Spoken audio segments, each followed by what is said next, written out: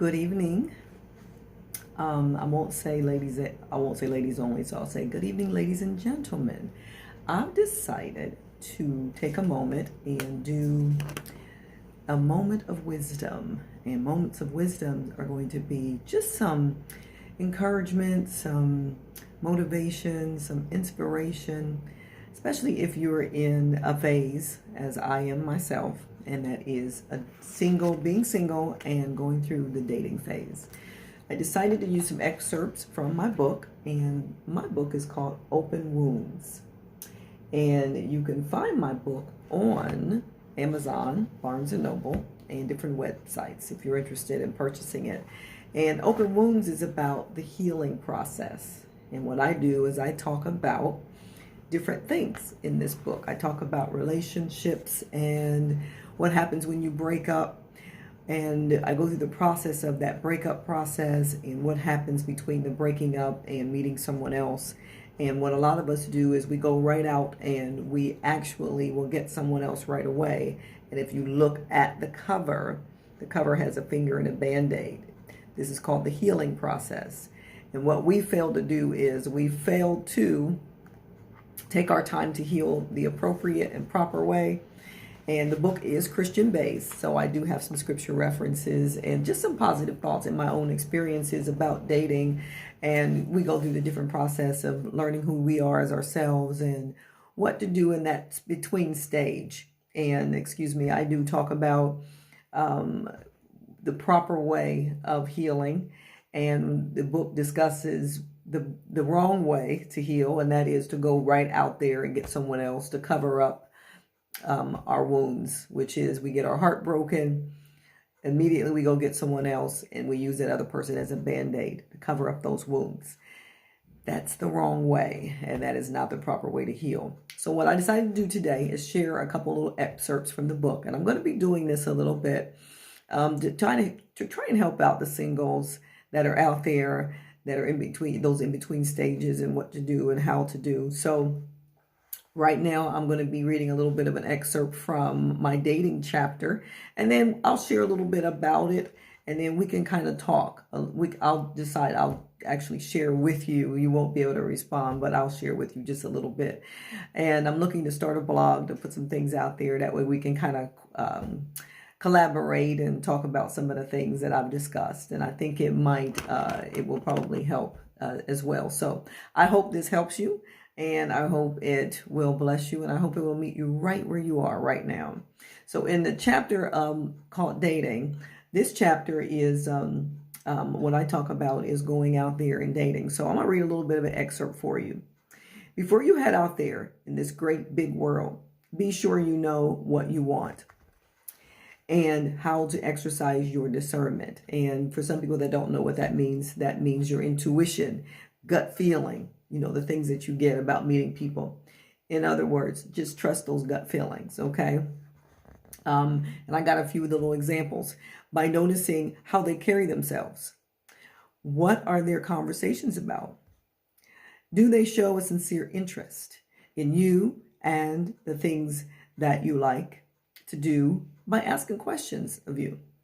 How much time are they spending talking about themselves?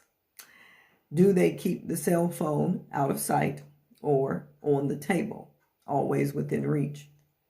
Do they want to meet out at a mutual spot, or are they trying to get over to your house too soon?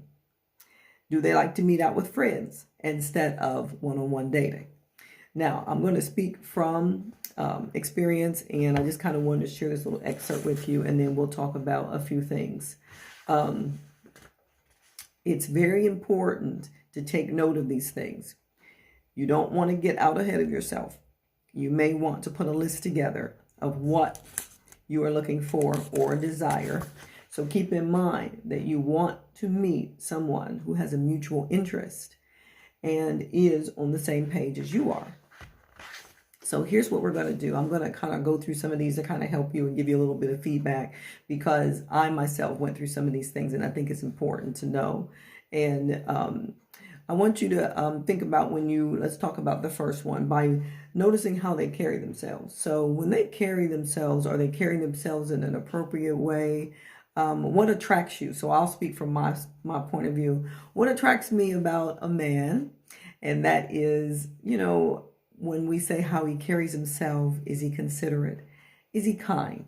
Does he give you eye contact when you see him, when you talk to him? Is he kind to other people? And sometimes you can meet a guy, and speaking from a woman's point of view, and for guys, you can meet a lady that you want to know what you feel when you meet them. How are you feeling? Does it feel good? Does it feel kind? Does it feel polite? Or do you get this nervous feeling in your chest like, something's not right? But notice how he carries himself. And if he carries himself in an appropriate way and that attracts you, then that's a good thing. The next thing is, what is their conversation about? So let's talk about that. Like if you go out on a date and you're wondering, and don't try to practice in advance because it's weird to try to practice in advance. So what I've done is I just play it by ear and just kind of talk about a few things, ask them how their day was, and ask them, you may want to talk about current events and to find out what types of things you have in common. And if he's not willing to be open, that might be a red flag, okay? Now, for me, it's a red flag if it's kind of tough to pull things out of him and engage him. Do they show sincere interest in you and the things you like to do by asking questions? So a guy that's truly interested in you, he is going to probe. He is going to say, okay, you know what? If you shared some things about yourself with this guy, he's going to kind of probe and say, okay, tell me a little bit more about some of the things you're doing. Do you like to travel? Do you like to, what kind of hobbies you have? What kinds of things do you like to do for fun when you're at home, when you're alone? Or what do you do in your quiet time? What do you do to stay busy? What kind of work you do? So just think about some of those things. And if he's not asking questions and you're kind of asking all the questions, that's a cause for pause. So just think about that, okay? The next point is, how much time are you spending how much time are they spending talking about themselves? Now, if he spends a lot of time talking about himself, I'm sure we've all heard the word narcissist. That's a red flag. If he is not finding interest in you and he is just trying to tell you, he is just talking about himself and you're hearing a lot of eyes and a lot of eyes, a lot of eyes and a lot of me's, and you're not hearing you, what about you, what about you, what about you? Because a lot of times what happens is when you're asking a person about themselves, yes, we feel good. We're happy to discuss things about ourselves. We're happy to interview, and when you're going out and it's new, you're nervous. Yes, you're kind of nervous about it, but you are wondering, okay, if he doesn't give you a moment to jump in, like as in to say, so after you've asked him all these questions about himself, the appropriate way would be for him to reciprocate and say, tell me about you. Now, I know all of you have thought about this. You've probably been through it. You've probably been wondering about dating, but I'm hoping these tips will help you. But I know you'll find out as I do more and more of these videos, I will use my own personal experiences. I am talking from experience and from this book. These are the things that I have run into. Okay, so just keep that in mind. The next thing we're going to talk about is, do they keep the cell phone out of sight or on the table and always within reach, or all on the table and always within reach? Now, for me, that's a red flag. If the cell phone's on the table, now here's the thing. It can be a red flag in this type of way. If you see him consistently picking up the phone and he's picking up the phone and he's picking up the phone and he's picking up the phone and he's texting and he's texting and he's texting, that's a red flag. First of all, that says to you and the person that he's dating is, you're boring. His actions are showing he's not really interested in talking about anything you have to say, and what it is that's going on in his phone is a little bit more important. Now, people can tell you a lot without saying much, so you've got to learn how to read the body languages and the actions and some of the things that they do. Now, some people will have their phone on the table, and I'll tell you, in some instances, this could be not a red flag, and I would say he has it on the table, but it's pushed away from him, or she pushed away from him, only there in case a child calls and he has to be within reach and he wants to be available for maybe children at home, maybe a babysitter. So if he has it away and he's not checking it, but he just has it in reach, that, and he doesn't have it turned up, he just has it on vibrate, that could be a good thing. So just kind of gauge it and see. If he's on the phone constantly, you know when someone's texting and checking email and he's not giving you eye contact and he's consistently being like this and he's doing this, you understand what that means. Okay, let that be a red flag for you. Moving on. Do they want to meet out at a mutual spot, or are they trying to get over to your house too soon? Now, speaking from experience, me personally, being a single lady, I do not invite men to my home right away, only because that is not my style. Now, for some people, that's okay. They can meet a guy and they bring him right over. It might work for them, but that doesn't work for me. Only because I don't know this man, and we know there's a lot going on in the world today, and we have to be safe. And you've heard about some of the things that go on online with online dating and how things can run into, things can escalate to something else, and you don't want that, especially if you don't know the person. Definitely play it by ear. If they're okay with you meeting them out, please meet them out. Now, you might get some hesitancy because they're probably not used to hearing no, they can't pick you up, or no, they can't meet you at your house. Or can we come to your house, and can I come over and we can hang out and, watch movies and eat popcorn and just kind of chat, and you haven't had a first date? I would say that's a red flag.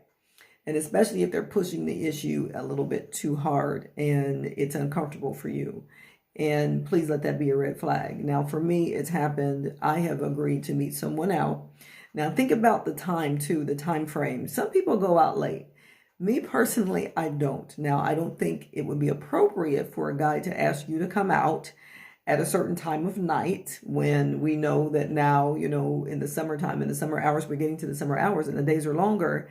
Me personally, I like to meet during the daytime. Can we see some sun, some daylight? Good things happen in the daylight. And we know sometimes not everything good happens in the dark. So personally, know where you are, understand where you are, be comfortable where you are. And if it's not comfortable for you, for him to come to your home, please voice that up front.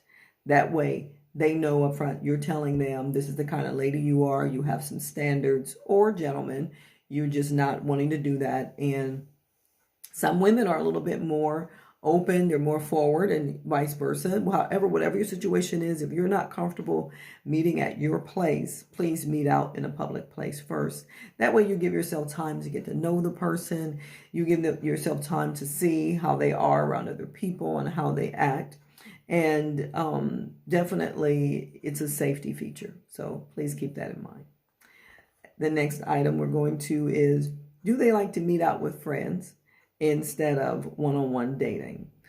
Now, this can go both ways, because I want you to think about the type of things that when it comes to one-on-one dating is okay if you meet in a public place and you feel okay. But if you're in this quiet setting, know your standards up front. If you're in a place and you're not ready to be in a close quarters with a man or woman, and you have set some standards and some boundaries for yourself, please follow those boundaries and be okay with your boundaries.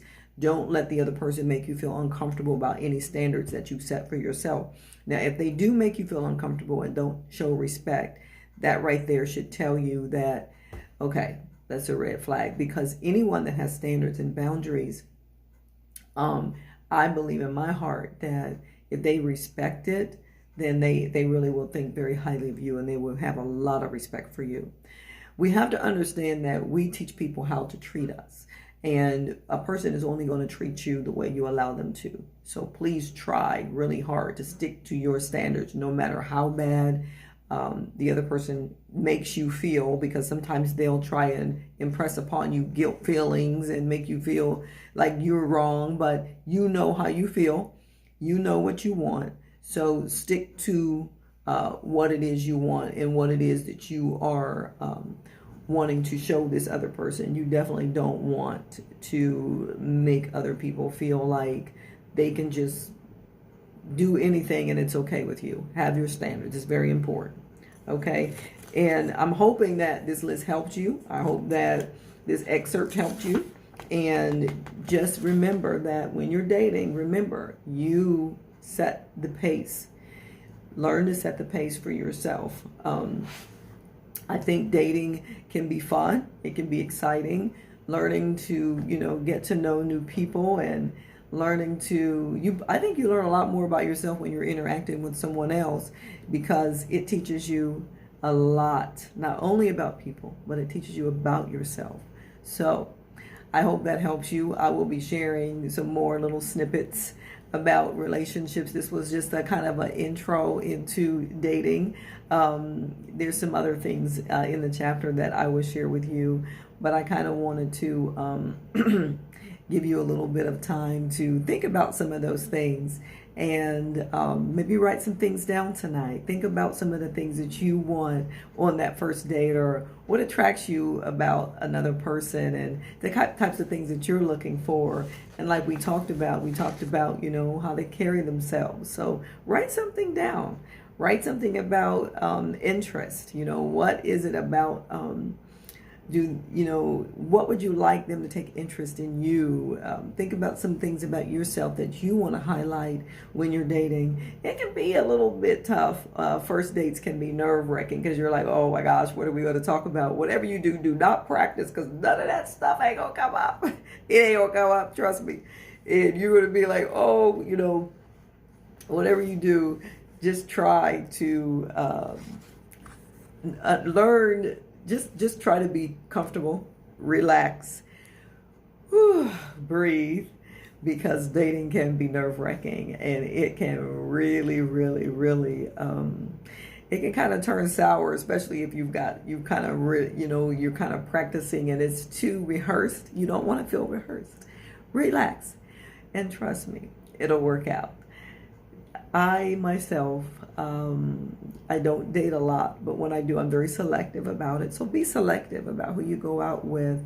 And some people, I know a lot is going on in the world, and people are like, oh, I could get a free meal.